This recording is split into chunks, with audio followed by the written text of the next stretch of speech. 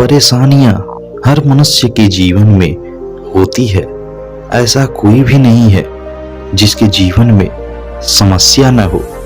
तो दोस्तों, आखिर ये समस्या होती क्या है? इन समस्याओं से खुद को बाहर कैसे निकालें और ऐसी परिस्थितियों के समय हमें क्या करना चाहिए, इन सभी के बारे में आज हम इस वीडियो में बात करेंगे। तो दोस्तों, बस यही कहना चाहूँगा कि इस वीडियो को अंत तक जरूर देखें और इस वीडियो को अभी से लाइक और इस तरह के और भी नॉलेजफुल वीडियोज को देखने के लिए हमारे चैनल को सब्सक्राइब जरूर कर लें। तो चलिए वीडियो में आगे बढ़ते हैं। सच कहा जाए तो जीवन उतार चढ़ाव से भरा है। यह सिर्फ आपके साथ होने वाली घटना नहीं है, बल्कि यह ऐसी घटना है जो सभी के जीवन में घट रही है। और यह कोई नई घटना भी नहीं है। मानव उत्पत्ति से लेकर आज तक परेशानियां, समस्याएं इंसान के जीवन का हिस्सा बनी हुई है। जब इंसान के पास आग नहीं था तब वह कच्चा मांस खाता था। वह भी एक परेशानी थी। रहने के लिए घर नहीं था, घर बनाने की समझ नहीं थी, वह भी एक परेशानी थी। उनके पास खेत नहीं थे, अनाज नहीं था, खेती के लिए औजार नहीं था, कपड़े नहीं थे, कुछ भी नहीं था। वह तब भी परेशान थे और आज यह सारी चीजें हमारे पास है, तब भी हम परेशान हैं। सभी धर्मों ने दैनिक समस्याओं को हल करने का तरीका दिया है। न जाने कितने संत, महात्मा, वैज्ञानिक, दार्शनिकों ने लोगों के जीवन से परेशानियों को दूर करने के तरीके बताए हैं, सुझाव दिए हैं, आविष्कार किए, फिर भी परेशानियों का अंत नहीं हुआ। क्यों? क्योंकि परेशानियां हमारे जीवन का हिस्सा है। क्या आपने कभी सोचा है जिस संत महात्मा ने परेशानियों को दूर करने के तरीके बताए हैं, क्या वह लोगों के तकलीफ से दुखी नहीं हुए होंगे?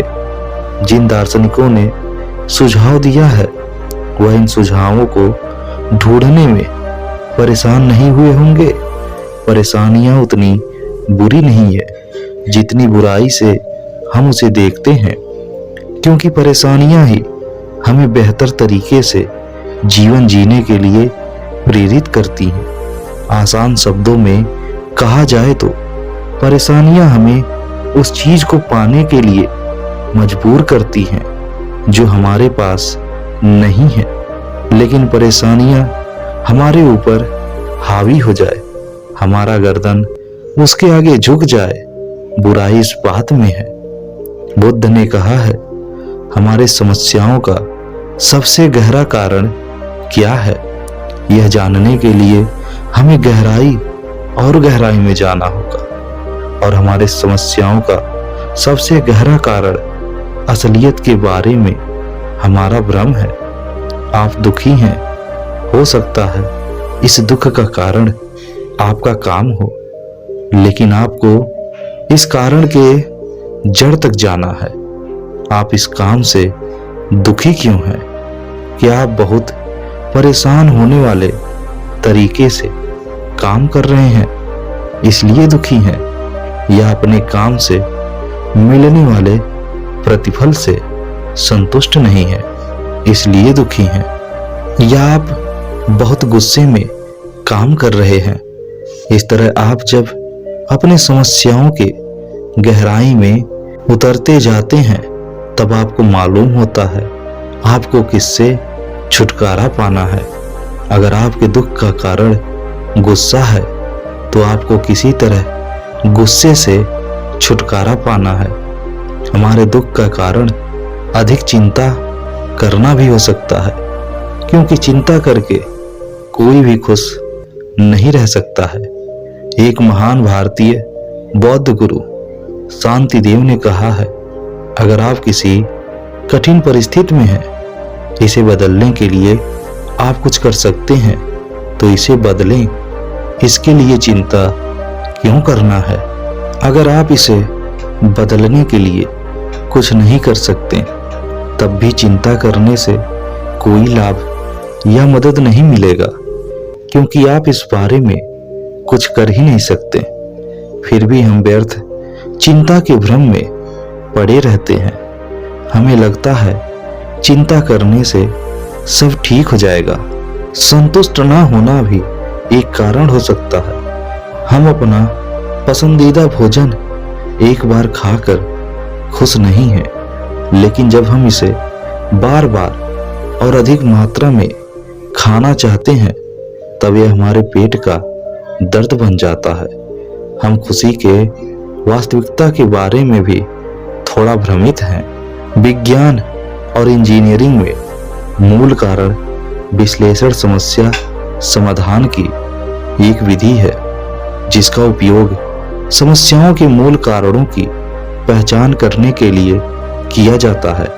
यह विधि भी बुद्ध के सिद्धांतों पर काम करता है, लेकिन कुछ लोग अध्यात्म से ज्यादा विज्ञान पर विश्वास करते हैं। उनके लिए ये विधि है जैसे चिकित्सा के क्षेत्र के उदाहरण से लक्षणों के उपचार और स्थिति को ठीक करने के बीच के अंतर को समझते हैं। मान लेते हैं दुर्भाग्य से किसी का हाथ टूट गया, तो उसकी परेशानी उस दौरान क्या होगी? क्या हाथ टूटना उसकी परेशानी होगी? नहीं, उसकी परेशानी होगी हाथ टूटने से होने वाला दर्द। लेकिन दर्द निवारक दवाएं केवल लक्षणों को दूर करेंगी। टूटी हड्डियां जो समस्या का मूल कारण है, उसे ठीक करने के लिए अलग तरह के इलाज की जरूरत होगी। जब हमारे जीवन में कोई परेशानी आती है, तब हम सीधे लक्षणों का इलाज करने के लिए कूद पड़ते हैं। हम यह सोचने के लिए नहीं रुकते हैं कि समस्या के गहराई में क्या है, जिस पर हमें ध्यान देने की सबसे अधिक आवश्यकता है। अगर हम सिर्फ समस्याओं के लक्षण का इलाज करते रहेंगे, तो निश्चित रूप से समस्या दोबारा वापस आएगी और इसे बार बार ठीक करना पड़ेगा। इन परेशानियों से निपटने के लिए 4 विधियां जो बुद्ध के द्वारा बताई गई हैं। नंबर 1, इस समय जो आपका जीवन है उसे स्वीकार करें।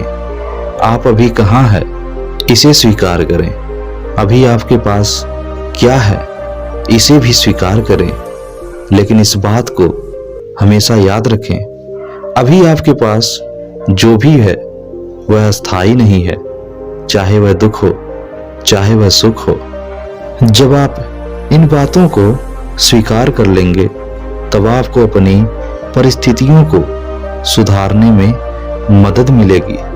भय, चिंता, तनाव से निपटने में मदद मिलेगी। दूसरा, जब आप किसी समस्या का सामना कर रहे हैं, तो निष्पक्ष होकर अपनी योजनाओं को बनाएं।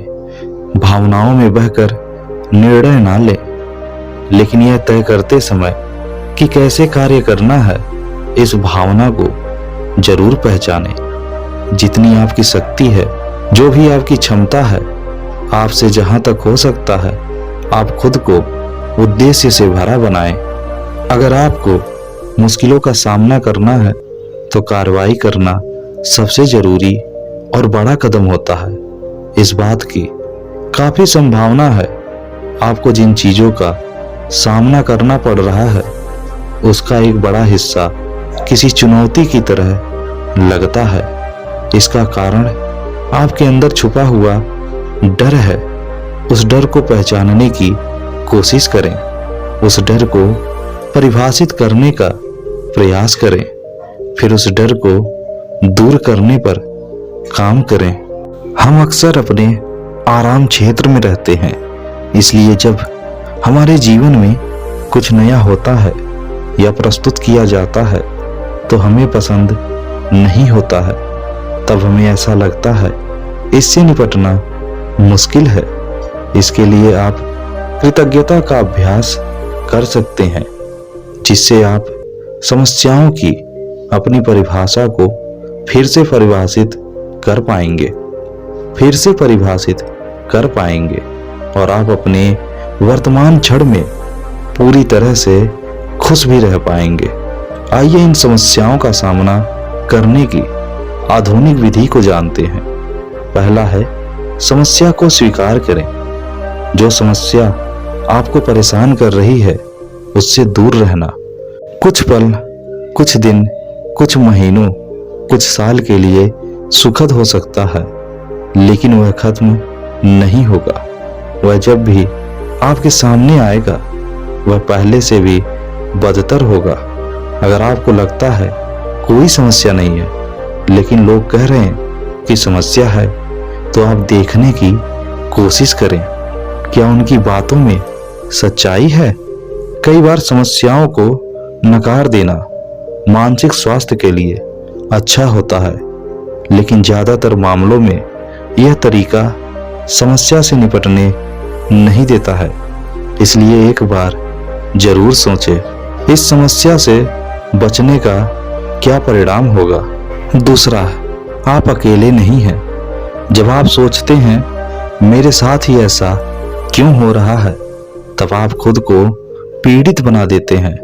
आपको यह जानने और समझने की जरूरत है कि आप अकेले नहीं हैं। इस दुनिया में हर इंसान के पास अपनी तरह की समस्या है।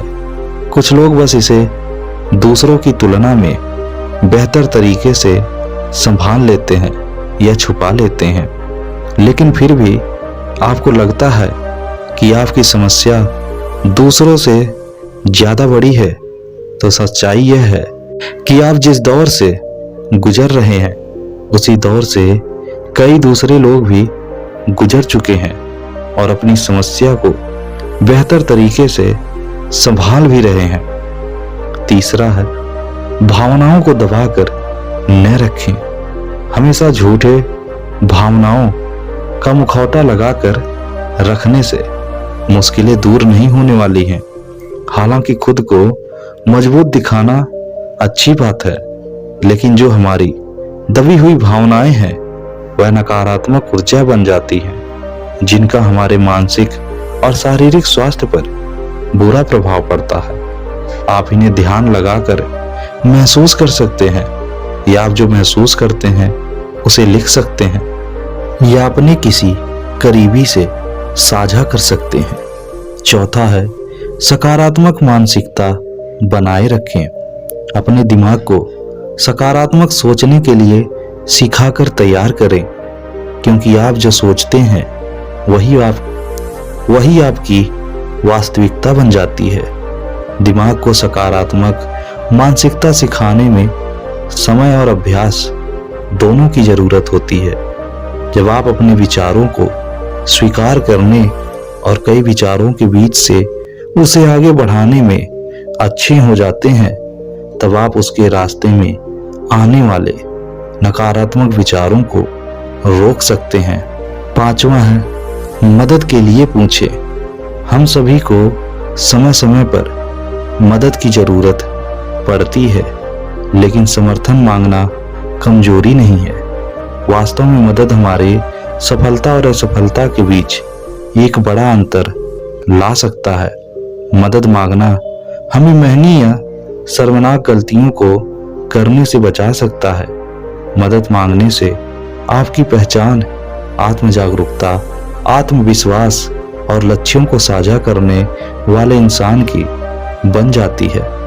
इसलिए मदद मांगने में शर्म महसूस करने की जरूरत नहीं है। ऐसे लोग जो आपको सफल होते हुए देखना चाहते हैं, आपको खुश देखना चाहते हैं, कोई करीबी, अजनबी, गुरु जिस पर आप भरोसा कर सकते हैं, उससे आप मदद के लिए जरूर पूछ सकते हैं। छठा है, एक ब्रेक जरूर लें। जब जीवन के एक छोर को दूसरे छोर से बेहतर बनाने में थकान महसूस करने लगे और स्थितियों को संभालते संभालते परेशान हो जाएं, समस्याओं को सामना करते करते तनावग्रस्त महसूस करने लगे तो एक ब्रेक जरूर ले लें। टीवी देखें, किताब पढ़ें या आपको जो पसंद है वह करें। कहीं बाहर घूमने जाएं या आप आराम से लेट भी सकते हैं और अपने दिमाग को भटकने दे सकते हैं और अपने दिमाग को भटकने से रोक सकते हैं। 7वां है, हार मत मानो। जब कोई परेशानी आती है, चाहे वह रिश्ते का बिखरना हो, नौकरी में अटके रह जाना हो, व्यापारों में पैसों की तंगी हो, पढ़ाई की एक बड़ी परीक्षा हो या जीवन के दौड़ में पिछड़ना हो, मजबूती से समस्याओं का सामना करना वह चाबी है जिसकी जरूरत समस्याओं से आजाद होने के लिए हर कदम पर पड़ती है। हार मान लेने का मतलब है कि आपने ना तो समस्याओं को पार किया और ना ही आप इससे कुछ सीख पाए, बस आप पिस कर रह गए हैं। दोस्तों, समस्या जीवन का हिस्सा है। समस्याएं सिर्फ हमारे लिए नहीं है, बल्कि सभी लोगों के लिए जीवन में कोई न कोई समस्या मौजूद है। समस्याओं का सामना करने के लिए हमें इसकी जड़ तक जाना पड़ेगा ताकि हम समझ पाए हमारी असली समस्या क्या है, जिससे उसे हमेशा के लिए दूर करने के लिए आवश्यक कदम उठा पाए। समस्याओं को दूर करना भी हमारे लिए एक परेशानी का कारण बन सकता है, इसलिए हमें अपनी मानसिकता को सकारात्मक बनाने के लिए इस पर काम करना है। हमें भावनाओं को दबाकर नहीं रखना है, बल्कि इसे महसूस करना है। जरूरत पड़ने पर मदद के लिए पूछने में संकोच नहीं करना है। तनाव महसूस होने पर एक ब्रेक लेना है, लेकिन हार नहीं मानना है। इन सारे तरीकों का उपयोग करके आप अपनी समस्याओं से जरूर छुटकारा पा सकते हैं। तो दोस्तों, इस वीडियो में बताई गई बातें आपको कैसी लगी हमें कमेंट में जरूर बताएं और हमारे इस वीडियो को लाइक और हमारे इस चैनल को सब्सक्राइब करके नोटिफिकेशन जरूर ऑन कर लें। वीडियो अंत तक देखने के लिए दिल से आपका धन्यवाद। जय हिंद।